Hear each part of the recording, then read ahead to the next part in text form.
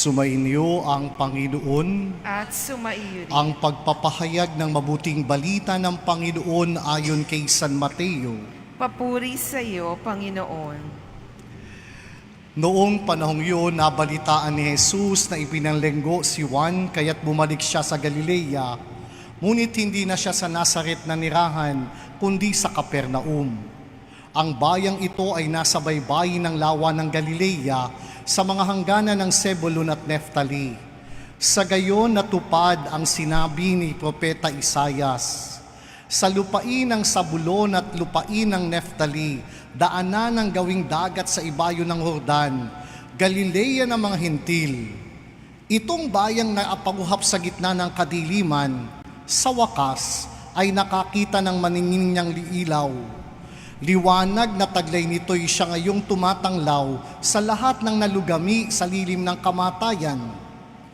Magmula noon, nangaral na si Jesus at ang sabi, "Pagsisihan ninyo't talikdan ang inyong mga kasalanan, sapagkat malapit ng maghari ang Diyos." Sa paglakad ni Jesus sa tabi ng lawa ng Galilea, nakita niya ang dalawang mangingisda, si Simon na tinawag na Pedro at ang kapatid na si Andres. Sila'y naghahagis ng lambat. Sinabi niya sa kanila, "Sumunod kayo sa akin at gagawin ko kayong mamamalakayan ng tao." Noon di iniwan nila ang kanilang mga lambat at sumunod kay Jesus. Nagpatuloy siya sa paglakad at nakita rin niya ang magkapatid na Santiago at Juan, mga anak ni Zebedeo. Sila'y nasa bangka kasama ng kanilang ama at naghahayuman ng lambat. Tinawag din sila ni Jesus. Agad nilang iniwan ang bangka at ang kanilang ama at sumunod kay Jesus. Nilibot ni Jesus ang buong Galilea, nagturo sa mga sinagoga at ipinangaral ang mabuting balita tungkol sa paghahari ng Diyos. Pinagaling din niya ang mga tao sa kanilang mga sakit at karamdaman. Ang mabuting balita ng Panginoon. Pinupuri ka namin, Panginoong Hesu Kristo. Tayo po'y nasa ika-3 linggo sa ordinaryong panahon at tulad ng ating panahon ng Kapaskuhay na sa pagtatapos, nagsisimula naman ang misyon ng ating Panginoong Hesus, the public ministry of Jesus. And in His mission, all of us are being invited to participate. And that is the theme of our Sunday's celebration. Lahat ng binyagan ay inianyayahan ng Diyos na makisangkot sa mapanligtas niyang misyon. Sa unang pagbasa, narinig natin at waring pinababalik tayo ni Propeta Isaias sa mga pangitain tungkol sa Kapaskuhan. Ano yaon? Ang lupaing nabalot sa dilim, sa wakas nakakita ng maninginyang liwanag. Ano ang mga lupaing yaon? Ang Zabulon, ang Neftali, daanan sa gawing dagat ng ibayo ng Jordan, Galilea ng mga Hentil. Galilee is not the ideal place of mission. Maybe from our human standard, the place where Jesus should start His mission is no other than Jerusalem. Because Jerusalem is the place wherein the Jewish people are known to be gathering on their own. But what is Galilee? Ang Galilea po'y pinamumuhayan ng mga Hudyo, kabilang sa lahi at lipi ni Hesukristo. Pero kasama rin lang namumuhay sa Galilea ay ang mga Hentil o yung iba na may na-convert na sa pananampalataya ng mga Hudyo. Subalit kinikilala ring pagano. Therefore, the people of Galilee during that time are mixed people. Unlike those who dwell in Jerusalem, they are pure Jewish people. And we could see the discrimination na yung mga nabubuhay sa Galilea tinuturing nilang lahok-lahok na mga tao. Nangangahulugan, hindi busilak, hindi dalisay, at maibadalas pa minamaliit at kinikilalang mga makasalanan. That is the identity of what Galilee is all about. Kaya nga po madalas hamakin, madalas libakin, maliitin, at madalas ding nilalapastangan kapag ikay nagmula sa Galilea. But Jesus started His mission not in Jerusalem, which is the ideal one. Jesus started and begins His mission in Galilee to fulfill the prophecy of Isaiah. Ang bayang malaunang nababalot ng dilim, sa wakas, nakakita ng ilaw. Liwanag na taglay nito'y siya ngayon tumatanglaw sa lahat ng nalugami sa lilim ng kamatayan. At alam natin na ang ilaw na yo't liwanag ay walang iba kundi si Jesucristo.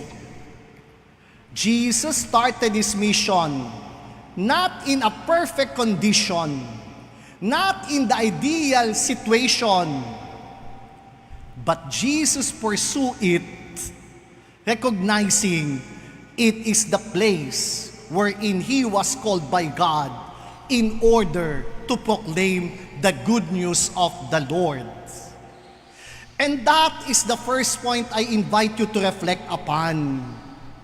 Sometimes, we wanted to spread the good news in the ideal location, in a situation where everyone will hear us. But that is not the way wherein Jesus is inviting us to participate with Him. Kaya nga ho dito San Roque, kapag may mga bagong organisasyon, ang nire-recruit natin, yun ding mga taong yaon. Yung malalapit na sa simbahan, yung mga aktibo na sa gawain, pang-simbahan. O anong nangyayari ngayon? Unti-unting nawaglalaho dahil hindi tayo lumalabas sa mga sitwasyon, lokasyon na hindi ideal para doon palaganapin ang mabuting balita ng Panginoon. We focus on what is within us.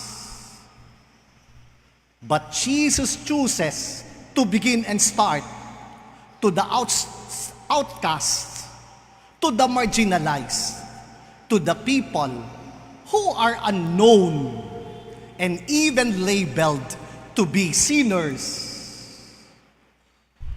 And that is where Jesus is inviting us to spread the good news. Kaya nga ho, panawagan ni Pope Francis noon, huwag nating kulungin si Jesus sa apat na sulok ng ating simbahan.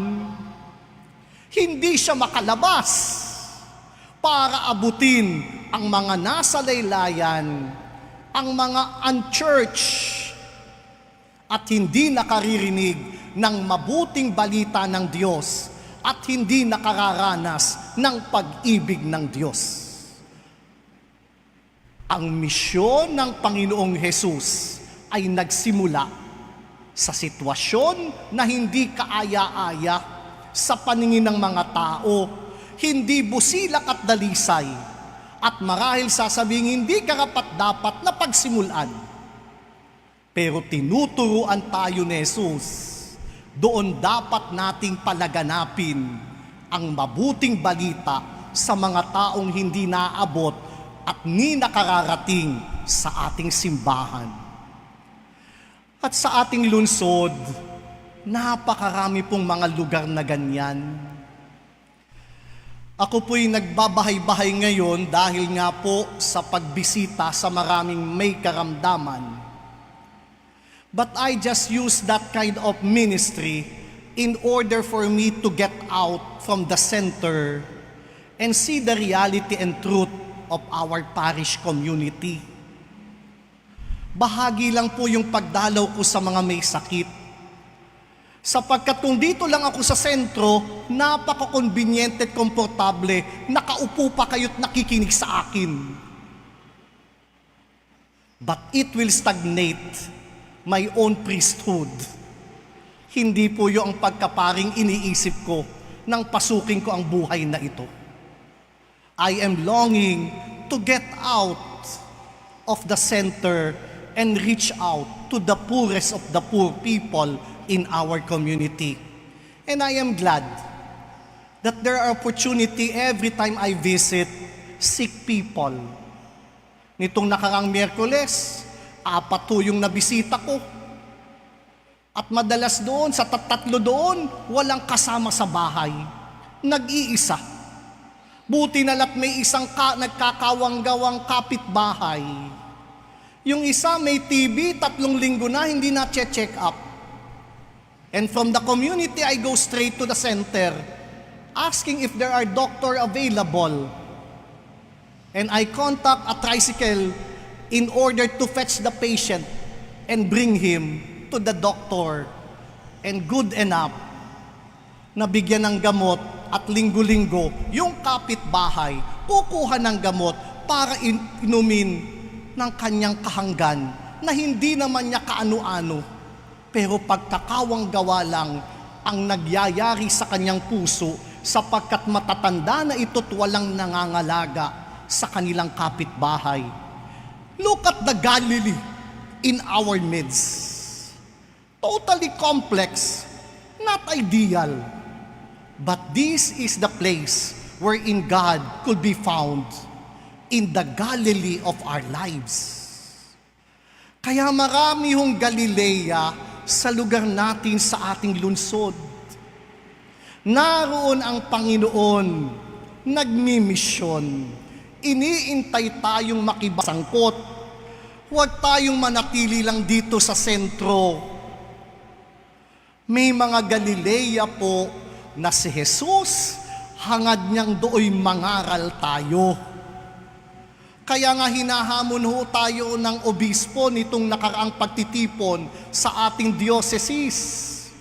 Sabi niya lagi, yang ating mga debosyon, yang ating mga karakol, yang ating mga proposisyon, lahat yan ay kulto. Kung walang pakikipagsalamuha ang mga mananampalataya at pagkalinga upang maramdaman ang sitwasyon at kondisyon ng maraming mga dukha sa ating sambayanan. For the Bishop of Imus, it is cultic, kulto. Hindi yun ang misyon ng Panginoon. Ang misyon ni Jesus, pumunta sa Galilea, sa mga taong hinahamak, minamaliit, sa mga taong hindi busilak at dalisay, ni hindi nakapakinig ng salita ng Diyos. At kapag tayo pumunta sa mga Galileyang yaon, makikita natin ang mukha ni Jesus na nagpapaalab muli ng ating pagiging Kristiyano, ng ating pagiging misyonero at pakikiisa sa gawaing mapanligtas ng Panginoong Hesukristo. Kaya nga ba sa 2 bahagi ng Ebanghelyo, for Galilee, it is not enough just merely to wait for the coming of the light. Jesus evoked and called the first disciples were in Galilee, and they are known to be Galileans. Hindi lang pala naman basta dadapit ang ilaw sa gitna ng dilim ng Galilea. Kailangan nilang tumugon sa panawagan ng Panginoon upang maging kabahagi sa kanyang misyon. At sino ito? Sina Pedro at gayon din ang kapatid niyang si Andres, si San Juan at si Santiago, mga unang apostoles ni Jesus, mga Galileans. But they are generous enough to offer themselves, though unworthy they are. And look, again, these are not the ideal apostle. But Jesus chose them after all. Mapupusok, mahusay magsalita, pero hindi naman maipakita sa gawa. Ang kaibigan, pinagkakalulo, iniiwanan. And that is the attitude of Galileans in Peter and the rest of the apostle. But Jesus never gave up.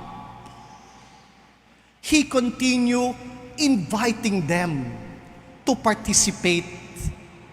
Jesus always seek the goodness within them. Kaya sa ating buhay, hindi lang pala Galilea ay lugar. Maaari ring itong ating pagkatao, tulad ni Pedro, Andres, Santiago at Juan. And there are times that the Galilean attitude in us appears. That we chooses the luxury of life, the convenience, the satisfactory, the comfort, over the mission that God is entrusting in us. We tend to choose the shortcut rather than to sacrifice and to deny our own self for the sake of God. At tayo rin, may mga Galilean attitude tayo, tulad ng unang 4 na alagad ni Jesus. But Jesus never give up on us. He see what is good. And upon uplifting that goodness, these 4 disciple who later become an apostle becomes the foundation of our church. Look at the conversion. Tingnan po natin ang pagbabago. Nagmula sa Galilea ang unang 4 na apostol, naging haligi ng simbahan ng mga Kristiyano. Mga kapatid, huwag tayong panghinaan ng loob kapag ang pagiging Galilean natin ay sumusumpong o kaya'y nagmamanifest sa ating buhay. Ang Diyos, hindi tayo pagsasawaan. Kaya nga, nang itinatwa ng mga alagad si Jesus, at si Jesus ay muling nabuhay, ano ang utos niya nang siya'y magpakita? Sabihin mo sa aking mga apostol, magkita muli kami sa Galilea. There is a second Galilee after all, that if ever they failed on the first Galilee wherein they are called, Jesus called them again, and that is the second Galilee na muling tinawag ni Jesus na muling nabuhay ang kanyang mga alagad at muling pinagkatiwalaan ng kanyang misyon. Hindi sapat ang ilaw kung hindi bukas ang ating kalooban para puksain ang ating kadiliman. Si Jesus ang ilaw na hindi magsasawang gumabay at pumatnubay sa atin. Tinatawag niya tayong muli. And there is a second Galilee, a second chance, a new opportunity. And as we look back in our lives, by next Sunday, ibang buwan naman, Pebrero na. Tapos na ang Enero. Try to revisit your resolution on the year 2026. How far are we taking seriously the decisions that we have done at the very start of the year? Because every new year is another Galilee given to us by God, calling us and inviting us to participate in His saving work by being a good news to the people at maging pagpapala tayo sa ating kapwa-tao. Kaya 2 bagay po, saan ang mga Galilea na inaanyayahan ako ni Jesus na dalhin ang liwanag niya? Pangalawa, sa ating buhay, tayo rin mga Galileans, tinatawag tayo ng Diyos dahil hindi ideal at karapat-dapat. Pero hindi nagsasawa ang ilaw na patuloy na patingkarin at bigyan ng kaliwanagan ang tunay nating katauhan. Nawawag din tayong magsawa sa ating sarili kapag dumarating ang kadiliman ng kasalanan. Ang ilaw na ya'y tumatawag sa atin para talikuran ang ating mga masama na kinahiligang mga kasalanan upang tulad ng mga unang apostol, tayo'y makikatugon at maging daluyan din ng kaliwanagan para sa ating kapwa bilang tanda ng pakikisangkot natin sa mapanligtas ng ating Panginoon. Let us identify our Galilees. Let us not forget, we too are Galileans, called by God. And the light that Jesus is offering to us is very much available. But only those people who are open and humble enough to welcome the light will definitely overcome the darkness of sinfulness and become a bearer of light for other people. God is inviting us to participate in His mission. Maupo tayo sumandali. Ang Jesus Padre Nazareno mula po rito kanina sa motorcade sa 3:30 ay mananatili ng magdamag sa isang bahay sa Sibris.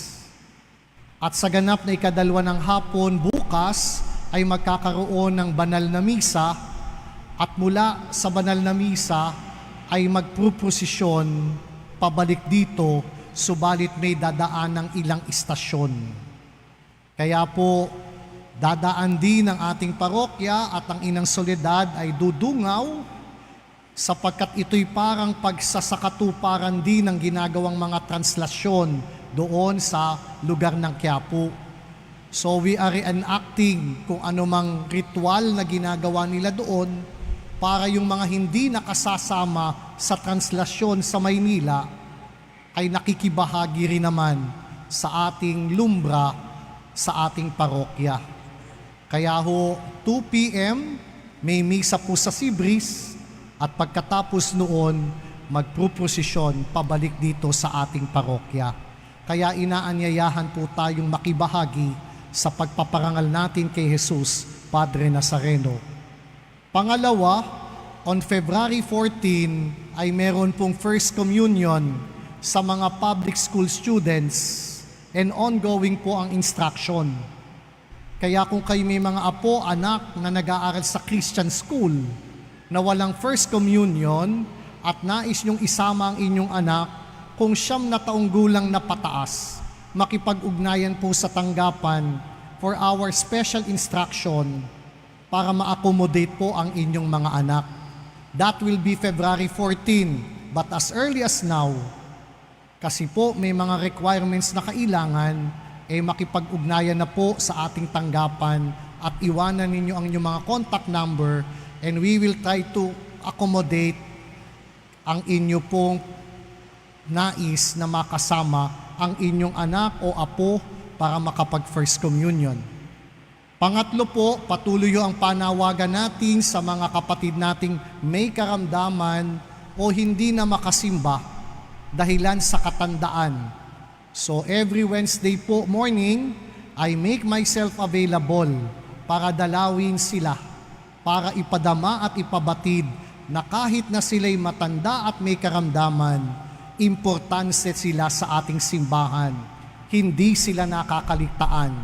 Kaya po manggaganap yaon kung kayo ang kapitbahay, pamilya, kaibigan natin na hindi na nakasisimba, pero nais tumanggap ng banal na komunyon, makipag-ugnayan po sa ating tanggapan, dadalawin po ng mga legionaries, at pagkatapos dadalawin ko naman po para sa pagpapahid ng langis, at kung gustong mangumpisal, pinakikinggan ko rin po ang pangungumpisal. At kung gustong dalawin linggo-linggo para sa banal na komunyon, Ang mga ministro laiko ng Eucharistia naman po ang dadalaw linggo-linggo. At kung kabilang sila sa poorest of the poor member of our community, tayo po ay may medical assistance coming from your balikhandog para ang mga laiko ministro po ang bibili ng mga gamot, diaper na kailangan, at kasama ng paghandog nila sa katawan ni Jesus ay ang tulong medikal ng ating parokya sa mga higit na nangangailangan nating mga kapatid sa ating sambayanan. And lastly, as a takeaway from the readings, hindi pa pala ho yun ang huli. So, we hope, ito pong pagawain ng simbahan. So we hope by next Sunday, nakagalaw na ho uli yung andamyo. Dahil yung tambol po ngayon, 4 na araw lang ho yan at pipinturahan na nila at lalagyan ng mga stencil para makahawig ng isang tambol. So, naghahabulan na po yung pintor at yung mga nagkakabit ng fairings at panel. So, we enter into contract na yung labor po ay 800,000, nakapag-down payment na po tayo ng 200,000. And every 25th of the month ay 150,000 for the labor. Kanina po, dumating na from Boysen yung ating in-order na mga primer, mga skim coat na kailangan for the preparation, worth 186,042 pesos. So, kaya po yung mga scaffolding na ginagamit nila, sinasakyan na rin ho ng mga pintor. And in that event, napapatulin at nababawasan ang cost ng kanilang mga labor. Kaya ho, sabi ko nga, naghahabulan ho itong mga tao. But I make it a point na nag-uusap-usap kaming lahat para po ma-organize at hindi hayaan yung safety ng mga trabahador. Ang pangunahin nating concern ay hindi lang basta matapos, kundi maayos, pero ligtas din ang mga manggagawa natin. Kaya from time to time, ako po'y nakikipag-usap sa mga foreman at mga kontraktor na ito para po pag-usapan at hindi mag-away-away o magkaroon ng mga animosity sa isa't isa. Kaya next week po rin, darating naman ho yung magkakabit ng mga moldings sa ating mga arches. Tulad po ng ipinaliwanag ko, magkakaroon po ng disenyo ang mga arches na yan, 11. Kasama po yung pagpapalapad nitong entrada mayor ng ating simbahan. Kapag nakaabante na ho yung andamyo, palalaparin ho natin yung arches na ito sa gitna. Dadagdagan po dahil mukhang hindi bagay, napakaliit. Pero gagawin po yun para makatipid uli pag hunaan dito ng andamyo sa harapan. At sa harapan din po ito, gagamitin din yung andamyo para mapinturahan na. Kaya medyo matatagalan ho yan dito sa harap. Pagpipintura, pagkakabit ng additional size of arches para po mas maayos ang ating simbahan. Kaya ho, kung mapapansin nyo rin po yung likurang bahagi sa may choir loft, may mga kulay na. Dahil may labis pong pintura tayong ginamit dito sa sanctuary na naitago naman natin, yung matataas na bahagi ay pinipinturahan na nila na final coating para po sa ganoon ay hindi na nila balikan dahil mahirap magtayo ng scaffolding. So we are trying to cut the cost in that way, but we would like to make it sure na may quality naman po yung output, hindi dahil basta na lang minadali, dahil we waited for this for almost 26 years. Kaya ho sana, di mag-intay pa rin po tayo. So we hope by next Sunday, when you come on the Sunday Mass, yan pong andamyong yan ay nakagalaw na at makokobera na itong ceiling fan na bahagi at itutuloy na po yung pagkakabit muli ng panel. Kaya yun ho ang mga kaganapan. So I also program the schedule of payment dahil alam nyo, if you cannot measure, you cannot manage. Kaya po nagawa na ako ng schedule ng mga payments para po maiprogram din yung ating finances so that all obligations until May alam na natin yung ating mga babayaran. Kahit wala pang pera, pero naka-schedule na po yung payment natin na gagawin sa mga taong ating inabala at kinomisyon para isakatuparan itong kaganapan ng bahay dalanginan na hinahangad natin. Kaya po, pakiusap, we are on the last week of January.